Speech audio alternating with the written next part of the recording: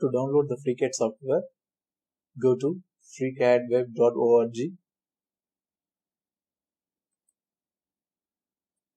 You can see the download now button. So if you are a Windows user, so you can download using these buttons. If you are a Mac user, you can download this. If you are a Linux user, you need to download this one. So I am using Windows 64-bit. I'm clicking this. Open the installer. Click next. You can read the license agreement. If you are satisfied with the license agreement, you can click next. So you can install for anyone using your computer, or you can install just for yourself.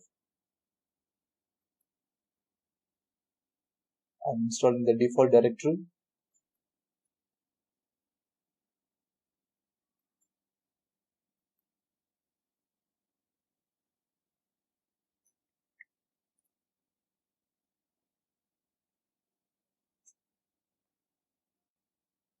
Now the software is installed. You can click finish.